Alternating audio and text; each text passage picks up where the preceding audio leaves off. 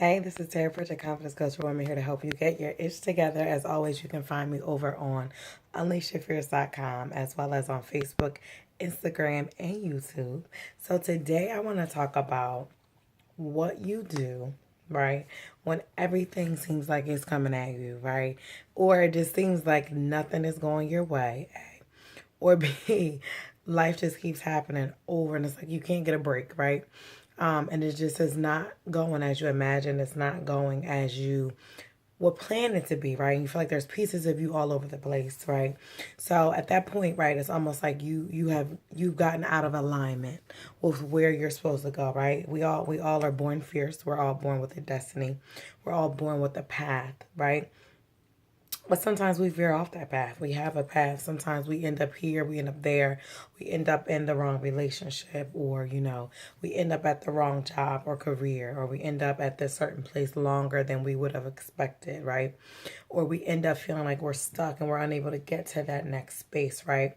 So today I want to focus on, right, when you're in that space, how do you remain confident, right, when all these things are kind of coming at you, right, or you feel completely out of alignment?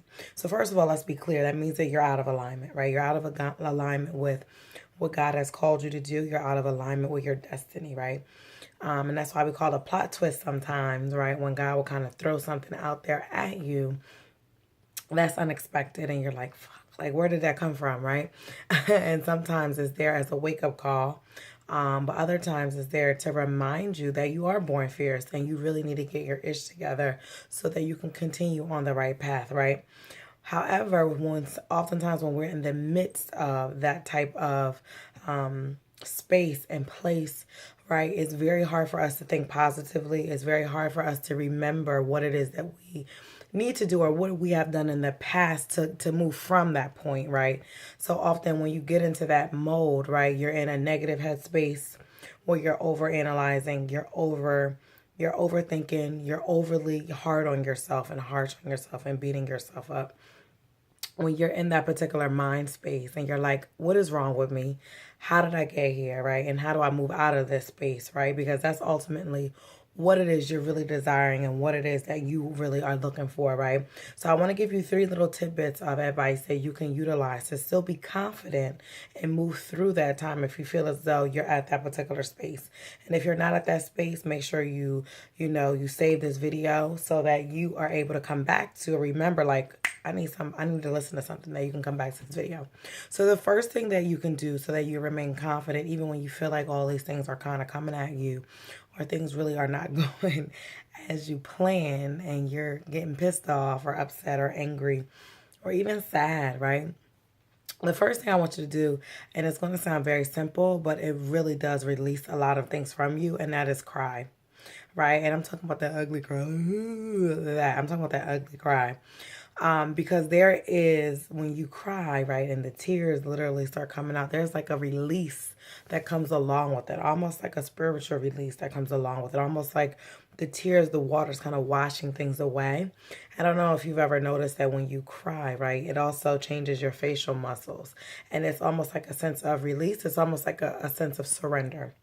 And when you surrender and you let go, right, and you allow God to kind of take over from there, right, then you're freeing yourself up to receive, right, some new blessings and new direction. So just crying and letting it go, because there's going to come a day where and you've already had that day. Trust me, I know I've had that day where I'm like, I give up. I don't know what else I'm going to do. I let go. And I just let it all out, release it. The second thing you can do is go back to the basics, back to the basics. And I consider back to the basics the thing that all fierce women should know. And the basics are journaling, praying, saying affirmations, just the basic stuff. Go back to that space and that place. Maybe you've gotten away from it. Maybe you haven't done it for a while.